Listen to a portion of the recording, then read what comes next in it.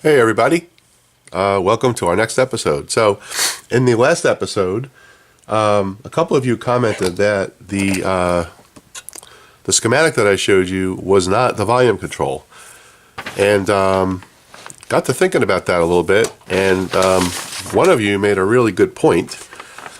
And if you look at the schematic, typically a rheostat on a schematic will have an arrow here. This doesn't. So therefore, that is not the volume control. If I look up here, in this area, you'll see right here, that's the volume control right up here. So, first thing I decided to do was, let's really get organized on this thing and not speculate anymore, which is fine. That's the right thing to do. So I'm going to show you how I've chosen to go about it. So, what I did, I'm going to pull this back a little bit. What I decided to do is to create a tube data and pin map for this radio. The schematic is really hard to read. It's not marked in traditional symbols, so I decided I was going to just document it and start from there. So on this page, you'll see that I just simply have listed all the tubes that are in the unit, and I've got the tube data from the data sheet for each one. So this is my 35 tube, and 1 and 5 are the heaters, 2 is the plate. Same thing as here for the 24, 1 and 5 heater, 2 plate. So here's 1, there's 2, and there's 5. For the 27 tube, it's the same situation. 1 and 5 are the heaters, 2 is the plate. For the 47, 1 and 5 are the filament, 2 is the plate. And then lastly, for the 80, 1 and 4 are the filaments, and 2 and 3 are the plate. Okay? So I've got all that documented, so that's clear. So the next thing that I do is I created a map of the bottom of the unit, just so I know exactly what I'm looking at. So if I'm looking at the unit top down, just like you're seeing it here, I've got the 80, 247s, 27, 35, 24, 27, and the 35 here, and I have all the filaments marked in green right here. Okay? So, with that said, if we go to this wire round resistor here, and we're going to zoom in, okay? If I go there and look at my map, look at my 47, you'll see that 1 and 5 are right here. And if I look here, there's 1 and 5. Okay?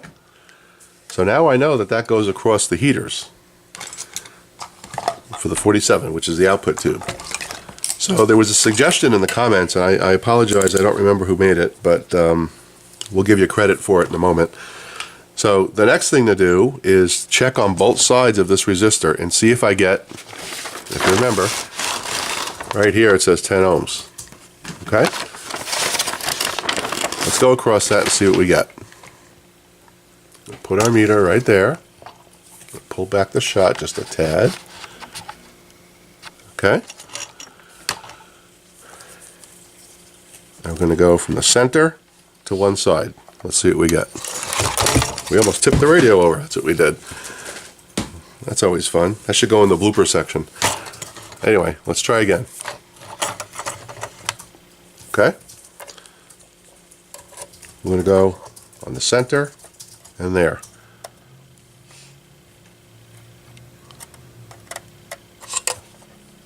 Not getting any reading. Why is that? There we go. So I'm getting 8 ohms, okay? And on this side, I'm getting 8 ohms. So basically, I've just proven what one of my good subscribers pointed out to me, that this is that wire wound resistor. Okay? So it's unusual that they have it all the way down here, right? That's the issue, is that if you look at the schematic really quick and you assume that it's more modern, you would expect this resistor to be up here, which is where the 47s are. But what you end up with right here, and we're going to trace it out. So one side of this resistor is right here. It comes up. It intersects right here. So we're going to come across. goes up, continues to go up, and it goes right here to the heater of the 47. That's one side. Okay? The other side comes up, intersects right here. Make sure you can see this. Comes up here, rides up here, and goes to the other side of the heater. So now I've just proven that that's the variable resistor. Okay? And it's sitting at about 8 ohms, and I'm probably not going to touch it.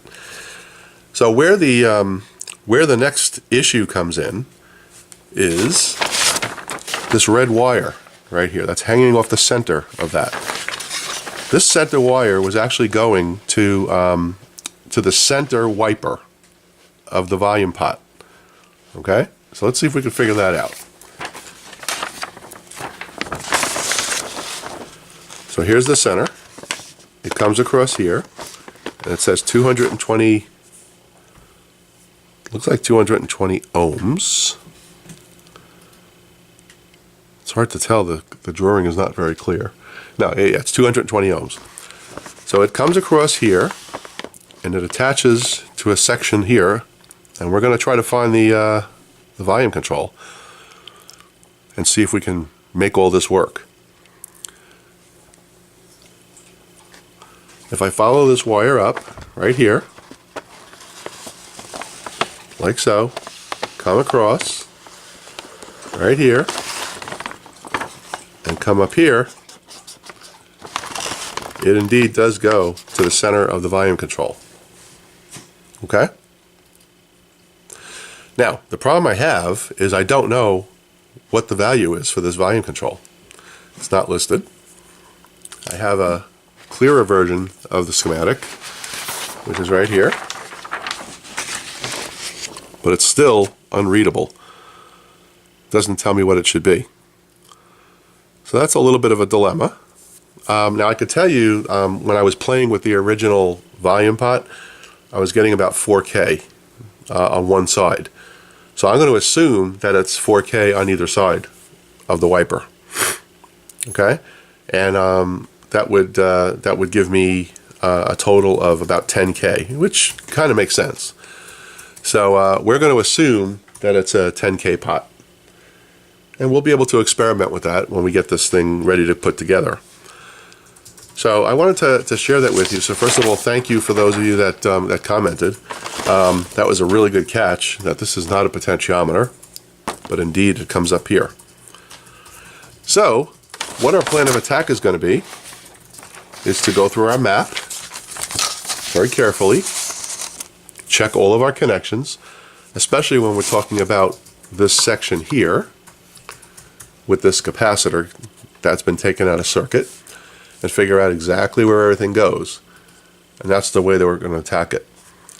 I would suggest that, for those of you that haven't really read these old schematics, that you do the same thing. Draw a map, get yourself situated so you know exactly what you're looking at when you're underneath there.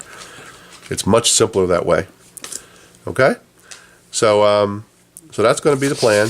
And of course, getting all the tube data is equally as important, so you know what kind of tubes you're looking at. Right? Just like so.